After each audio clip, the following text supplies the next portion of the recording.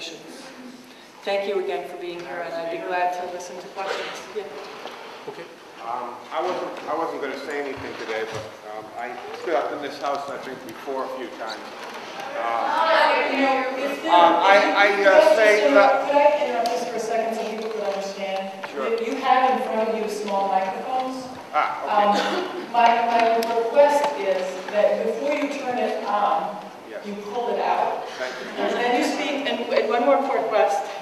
Then you turn it off before you snap it back into place so that everybody in the building doesn't go like this.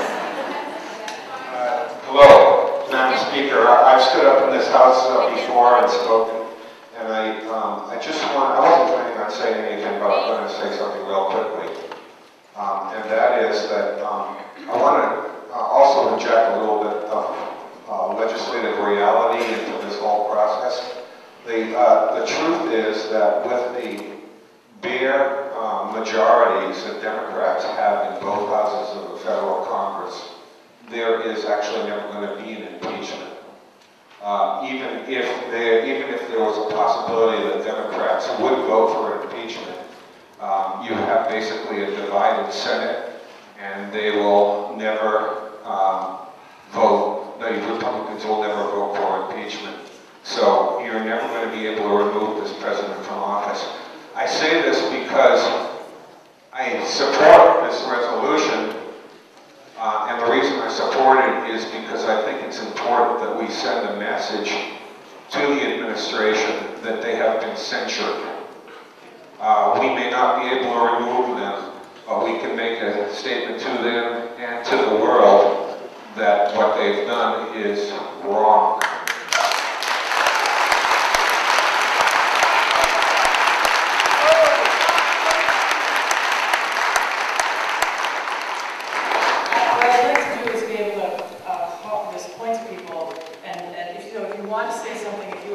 That's how we do it in the House. And I will try to remember to look at the periphery here as well. So. And say your name. I'd like to say your name, please.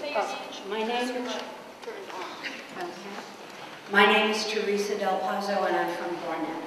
I'd like to speak directly to the points you raised.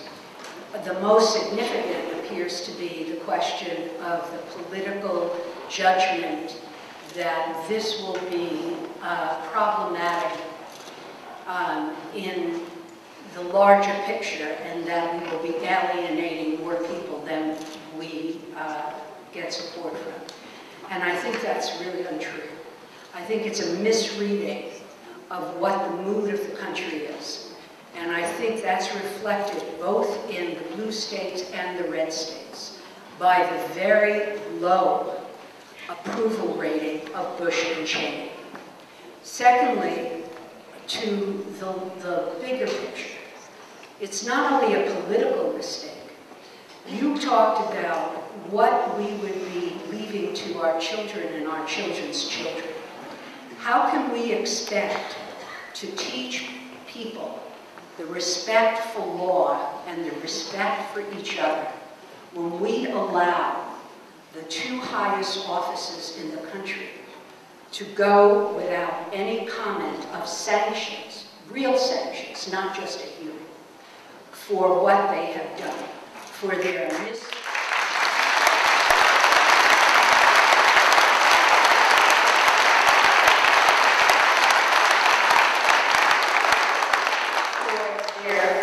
their actual murder of mass murder, yes, of people in Iraq, murder of American citizens, lying about the reasons they were being sent, misuse of the wealth of this country, all of the things that you outlined that we need to be thinking about in the legislature. The most self-interest of the question of taxes, the question of health care, the question of education, the funding for climate, all that is down the tubes because we don't have any money for any of it. And in fact, where that money has gone to the Cheneys and their cohorts. These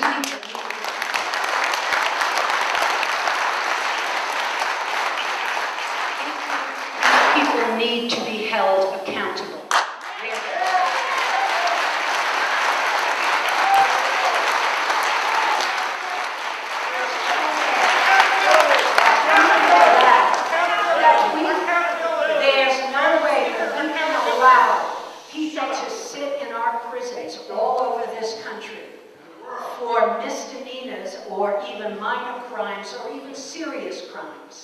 and not bring charges against the people who have committed the most heinous crimes.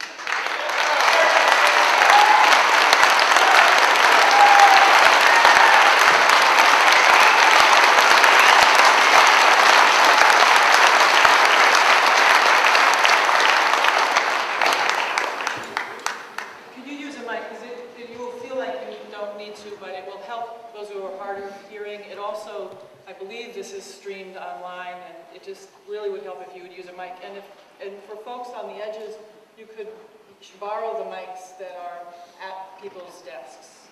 Yes. First of all, I agree with the first gentleman. I'm sure nothing will ever happen in Washington. However, beyond what I believe is our responsibility to the Constitution to enact impeachment, we are a small state. When it comes to electing presidents, really we don't have much voice. But I want Vermont to be heard. I want President Bush to know that somebody is listening to him and watching him and is going to hold him accountable. I want to be proud to be a Vermonter. I want to be heard.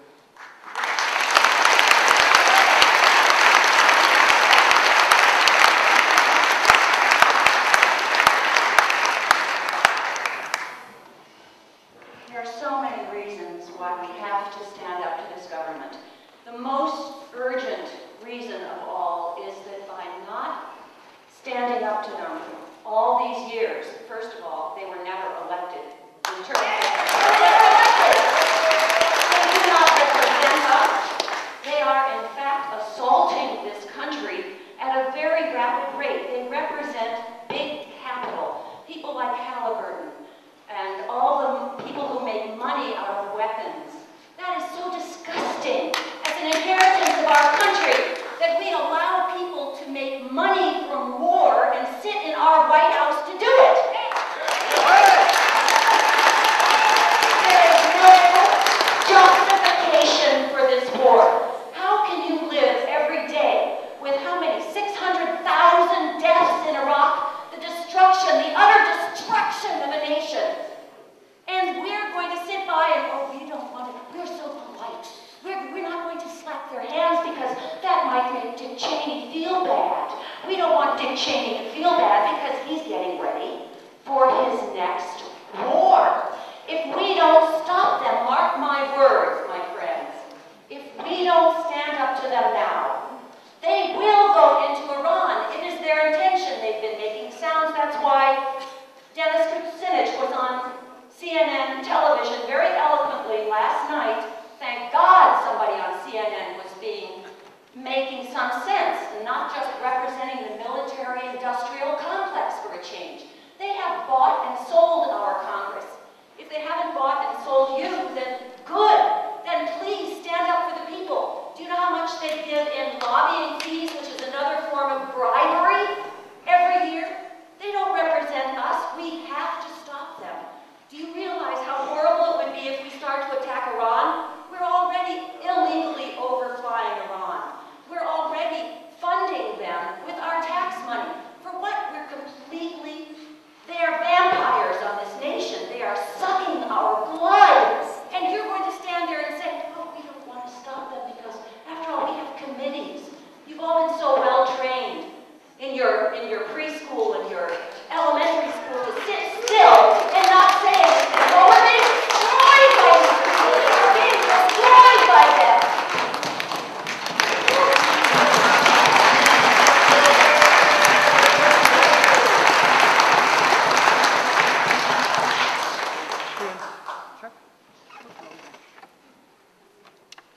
Hi, I'm Dan DeWalt.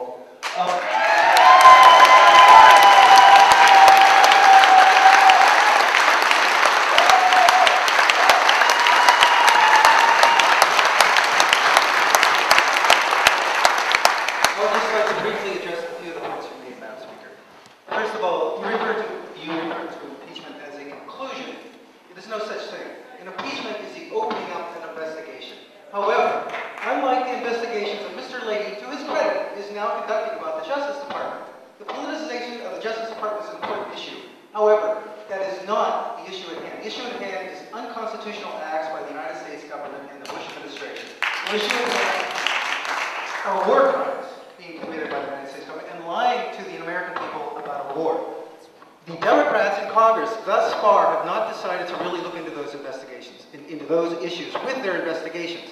We don't know why that is, but we as Vermonters and the citizens of this nation want them to guide their investigations to actually talk about what matters, the heart of the matter, which is the Constitution of this republic. Mr. Welch has said, I've had several conversations with Mr. Welch. He has said, I'm not ready to go down that road, Dan. I'm pursuing legislation. However, Mr. Welch, in every conversation that I had with him, he has said, I applaud your efforts. I congratulate your successes, and I wish you well. If the House today decides to vote for an impeachment resolution, they will not be undermining Peter Welch. They will be adding another bullet to his arsenal, if you want to use a war metaphor, which, since we're so ingrained in war metaphors, that's what we have, I guess. We are not being irresponsible to the Democrats that we elected by making this resolution. We are watching their back. We are giving them a backbone.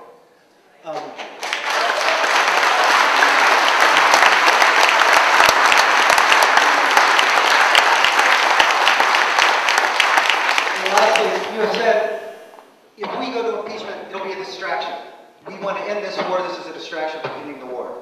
As of this moment, Mr. Bush has made it abundantly clear in writing through his signing statements that he will not honor any legislation that Congress comes out to try to end this war, whether it be cutting off funds, whether it be putting a date certain on withdrawal. He has said flat out, I will not do this, and if I get that bill and I can't veto it, I issue signing statements that say, as a president in time of war, I do not have to honor this law, which in itself is a violation of the Constitution. I'm nervous. The reason that he is able to do that is because in putting out this unitary executive, which he has promoted and moved on for 6 years, he has cowed the Congress, and he's still operating from a position of power, even though he should have no power left. The impeachment process is the only process at the moment that is a tool that the Congress can use to start to erode that foundation of power that the president has.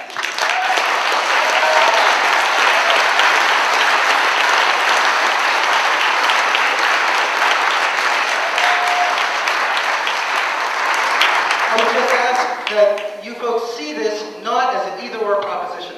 We are working hand in hand. An impeachment investigation is an excellent tool to go along and supplement what's going on in Congress. Congress is having a very hard time getting the will to really act. We are helping them get that will. And I would like to thank you, and I would like to thank the Senate also, for actually, I know that it was a very difficult decision for you folks to make, and I am very pleased and proud of Vermont that we are a state where the citizens can actually come to our legislature and make a difference, and I thank you for that.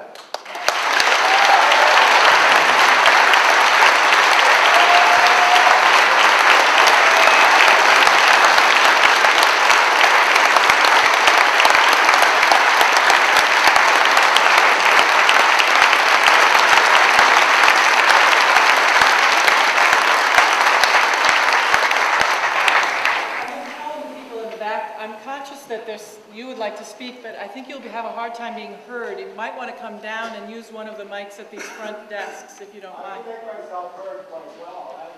Okay, well, I'll call on you after these folks have their say. Or one of them. You guys can duke it out for whoever gets to speak. We're trading. Okay. Am I on? No. Hi. The only reason that I'm here actually is because of the initiative of a student of mine. I teach at the New School of Montpelier, and I don't know if Bridget would like to say a word to you. She's 2 rows ahead of me, and I would really kind of like to have her describe her project to you. And while she's getting her microphone turned on, I would just like to say, I've been working for 15 years in this country as an educator and as in social service. Kind of the safety net under the safety net. Bridget and I looked on the internet this morning, $491 billion, $833 million. That is a Vermont issue. It is a Vermont issue, and we're not demagogues for saying that local issues and international issues are inextricably tied up with each other. And that's, I think that Bridget should, and she's got it today, and she would like to share with you today, will show you that certainly Vermonters feel this very deeply as a Vermont issue. So Bridget, take it away. Hi, I'm Bridget Ray. I I live in Montpelier. I just want to say that I did a school survey at my school about the whole war in Iraq and stuff like that, and almost all of the school, I should say all of my school, has taken a serious thought to this war, and one of them has actually served in war. And one point I would like to make out is it doesn't seem that Bush is running our country. It seems that Cheney is more than Bush is. And if we really are going for weapons of mass destruction, then why don't we have proof? And if we're going for it because of 9/11, then why aren't we going after Afghanistan? I mean, we should be going after Afghanistan other than Iraq, because Iraq didn't have anything to do with this. Al-Qaeda did.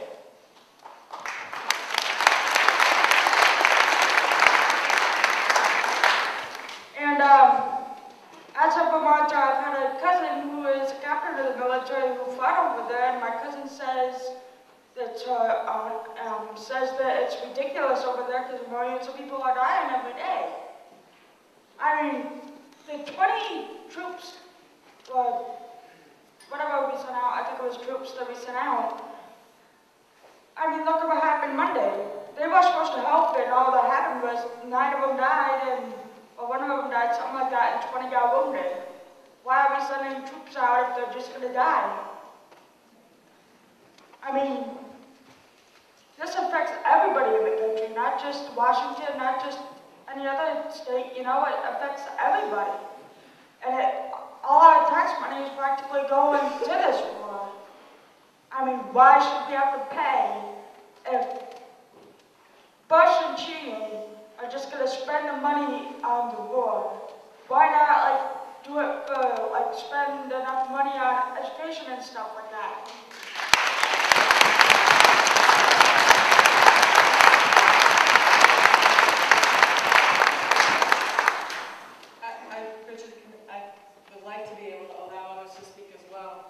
I would just remind Bridget and others who've spoken that we did pass a resolution calling for withdrawal of troops from Iraq to commence immediately. And we took that up with a lot of heat and resistance for many of the reasons you're articulating. So I wouldn't want you to think that I don't think that the war in Iraq is an issue that affects Vermont. Madam Speaker, thank you. I haven't heard anything today that's new regarding impeachable offenses. In other words, we have been lied into every single war since 1776 that we've ever fought. So I don't think lying people into a war is an impeachable offense. However, it's impeachable, but it's never been exercised before.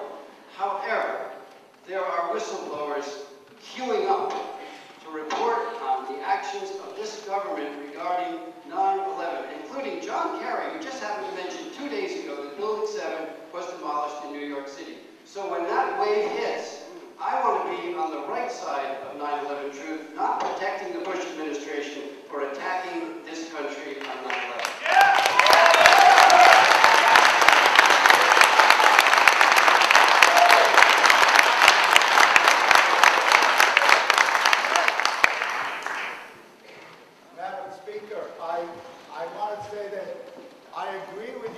Should let the processes go forward that we elected our delegation to go to Washington for.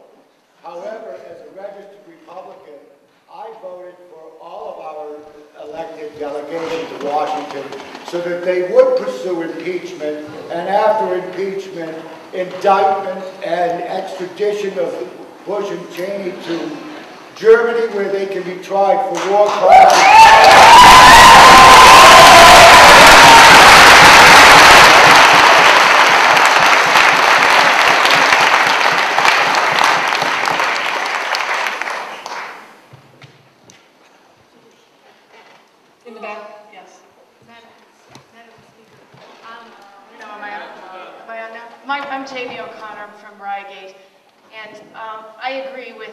Everything that's been said today, and I would like this resolution to pass. But I want to thank you, Madam Speaker, for allowing this to go to debate, particularly since you oppose the resolution. That takes a certain political and moral courage to do, and I admire the courage.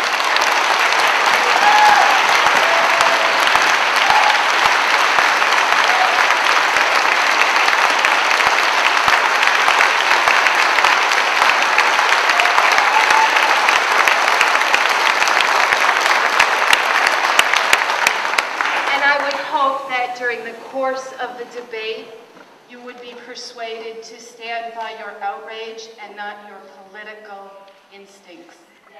Thank you.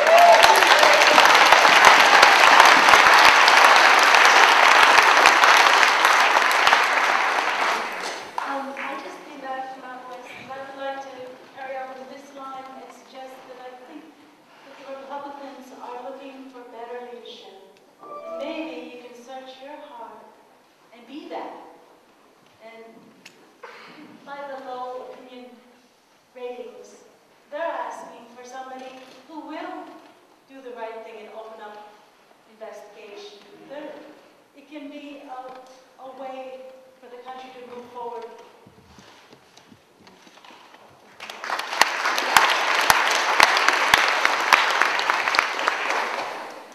I have a non-rhetorical question to ask. My name is Ellen David Friedman from East Montpelier. My question is, since the process of impeachment is cited in the Constitution, cited numerous times, it was clearly intended to be used. If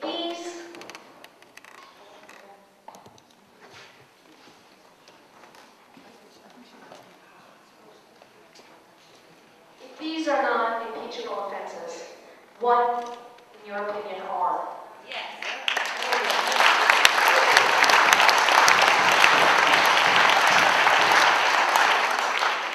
I think that you wanted me to answer that.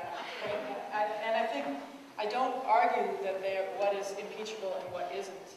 I feel that the process that's underway is holding these folks accountable. They haven't said that they would not move to impeachment. What they're trying to do is, they've had 160 different hearings specific to the war in Iraq, for example. And I think that process is one that will let it follow its course. But why not? And why not? because Why not? I mean, I don't want to take your time by repeating what I've said. I believe that to say now that what we're doing is to initiate a process of impeachment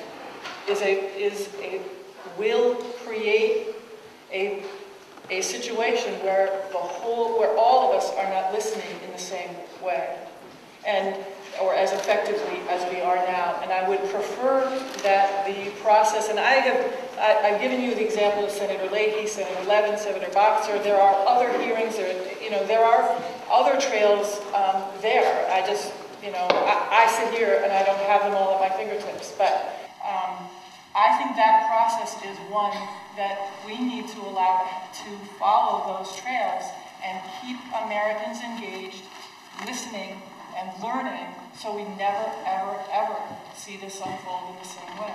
With all due respect, I don't disagree that there is some measure of accountability being enacted finally in the Congress, which I think makes us all appreciative. That's a different question, though. The question is, the framers of the Constitution understood that the system of checks and balances was not going to be sufficiently sustained merely by hearings, merely by administrative or investigative procedures.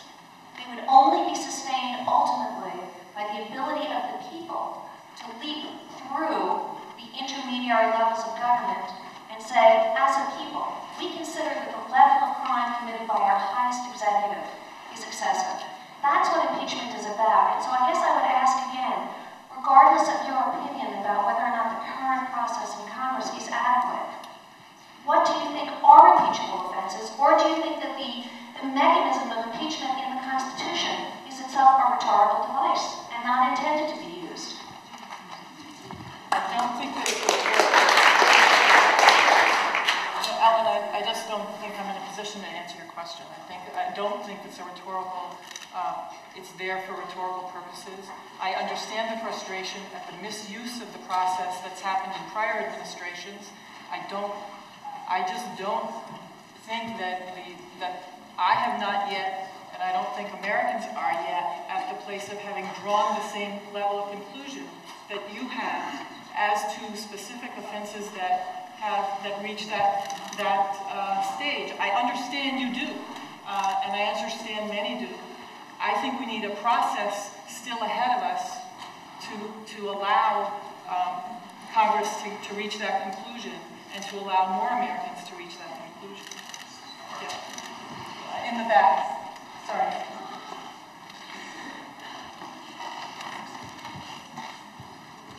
My name is Catherine Boyd-Walsh. Dan, thank you so much for what you do for us. You have a way of communicating which acknowledges that differences of opinion can still be respected and that healing needs to happen after a disagreement in a family like the Vermont legislature. What I would like to say right now is I want to hear our congressional delegation say something like this. It is with great regret that we feel that we must take impeachment off the table. I don't necessarily need to hear them say they want to impeach today or tomorrow, but I want them to say that they're looking at it because it needs to be looked at. The process, I understand, they have more wisdom in politics than I do, I presume.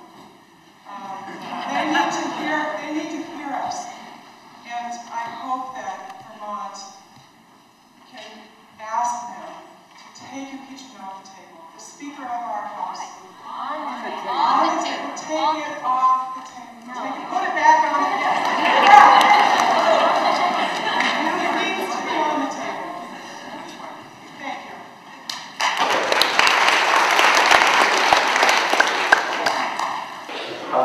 It's a new thing.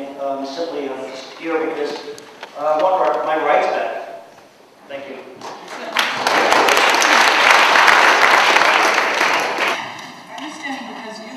Like to speak? Okay, I've been looking for hands. I'm sorry. You've been standing a long time, so let me call on you. Sorry. Madam Speaker, thank you for being here, listening to us and listening to our concerns, even though I know that you disagree. I'd like to respond to a couple things that you said. One, to expand on the point that Dan made earlier, is an impeachment process is the beginning of a trial. And during the trial phase of any hearing is when new testimony comes out, when new evidence comes out. As it stands right now, today, you may be right. There would be no way that we could impeach this president.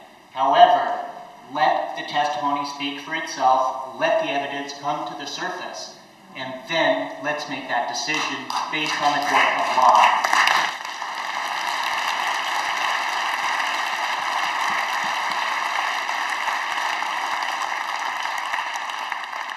Second, I would like to just respond to something that you touched on earlier. You said that earlier in this session there was a vote and passed the troops home now, beginning the withdrawal of the troops. And you said that it took a lot of energy to recover from that, to begin to work together. And there's no question that there's going to be some energy expended here. There's no question that there's a lot of energy in this room and that there needs to be more energy in this country. My rhetorical question to you then would be, how much energy is the Constitution of this country worth?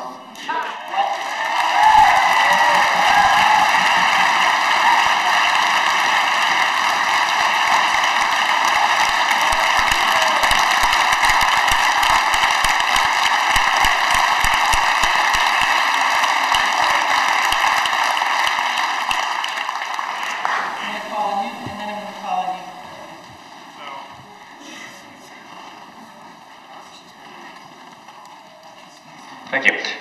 My name is Willie McKay. Plato believed that democracy was most easily deteriorated into totalitarianism, essentially.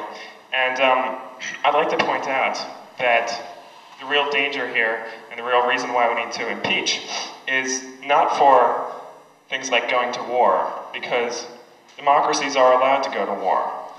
It's for the illegalities, the wiretapping, the lying, all the things that the president has admitted to doing and which have been brought against him, which undermine the political process of democracy. If we don't put a stop to that, we'll be living under a dictatorship shortly, and it's not, in other words, it's not because of the children being killed and all the other horrible things that he's done. We recognize that that's important, but what's really important is that we have no other choice other than to support the Constitution, or else the process of democracy will deteriorate.